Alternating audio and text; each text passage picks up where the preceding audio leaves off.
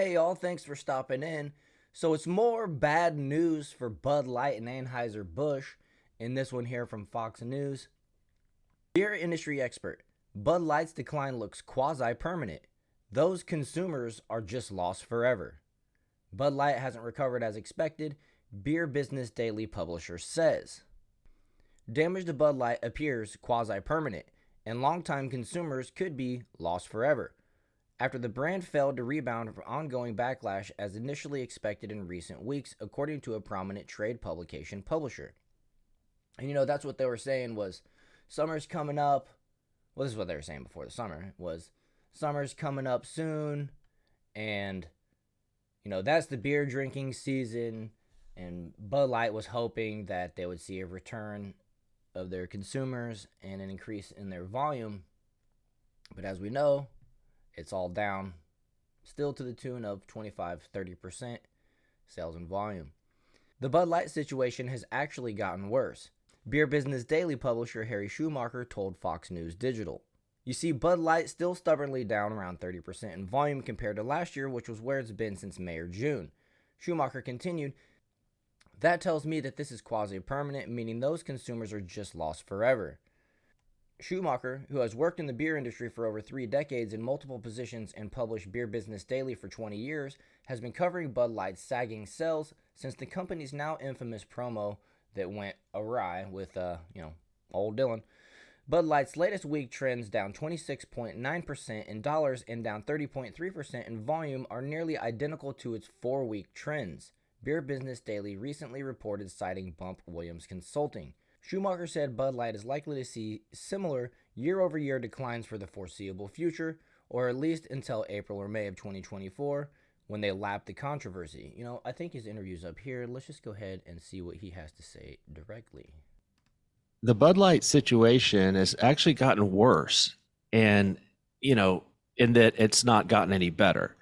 In syndicated scanner data from Circana and Nielsen, you see Bud Light still just stubbornly down around 30% in volume compared to last year, which it's been there since May or June. So that tells me that this is quasi-permanent, meaning those consumers are just lost forever, and will likely see Bud Light continue to be down in that 25 to 30% range for the foreseeable future, or at least until April and May of 2024, when they lap the controversy and they lap those easy numbers, and the brand will then likely just be down what it was before the Mulvaney event, which was 5 to 8%. So I think the industry thought it would have rebounded by now, but it hasn't. And look, it's actually worse than just lost sales, because now it's getting to the point where it's becoming systemic within the industry, and they're losing the confidence of the retailers.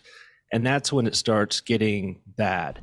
We had Right, like I remember reporting that Bud Light was at risk of losing shelf space. And I think that's actually supposed to be around the end of August or September when they were going to start doing that if things didn't pick up. So I wonder if there's any follow up to that. I'll have to check it out. respected industry analyst Bump Williams on our podcast earlier this week, and he talked about how the loss in sales is now, and it's been so prolonged that retailers are starting to look at cutting space on the shelf for Bud Light, and perhaps more ominously, cutting display space. You see those end caps at the end of aisles at the grocery store. When you start losing those, it's bad, because you not only lose store visibility, but you also lose being able to load a lot of inventory into the store, wherein the store is now motivated to sell that inventory. So displays are a big tool for the beer industry to move beer. That makes me think, too, that we know that Anheuser-Busch promised to triple down their their marketing expenses, right? And that was before the summer. And now what we've seen, how much it seems like they've spent with the NFL and college football coming up, I wouldn't be surprised if they actually more than tripled their marketing expenses. But, they're losing volume, they're losing sales by the tune of 25%. And so the cost of marketing combined with the loss of shelf space, loss of signage space in grocery stores where everybody actually, shops, that's something that can't sustain, right? I mean, I don't know the technical numbers, but it seems like if you've lost 25% of your business and it's not coming back, and then you promise to spend more money in an attempt to try to get it back, but it doesn't come back, how long can they continue to throw more money into the marketing for no return, right? And that could be concerning to AB, especially if they lose that going into the spring, because obviously we sell the most beer in the summer. So summer 2024 is really going to be a big test for them. Nobody expected it to last this long. And, especially it's been rough for the Anheuser-Busch wholesalers who didn't cause this, and they're somewhat powerless to fix it, except to remain really active in their local communities, which they've done and which they've always done. And really that's kind of the only saving grace for that brand, is those local connections that the wholesalers have. But it's been a rough summer for those guys, shout out to them. And it's probably going to be a rough winter. Probably. While Bud Light continues to struggle, Anheuser-Busch's other brands have rebounded a little bit. And so we're not seeing those deep cuts in Busch Light, Michelob Ultra, Natural. Those have come back. So, if that's a little bit of good news for that company that you can point to there.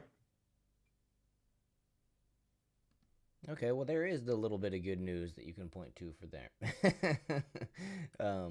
Which is just a reminder to the rest of us that, those products are also Anheuser-Busch and we shouldn't be buying them. So, stay diligent, my friends. And, with that, guys, I'm just going to go ahead and wrap it up. I hope you enjoyed this video. If you did, hit the like button, subscribe to the channel, please. And I'll see you in the next one.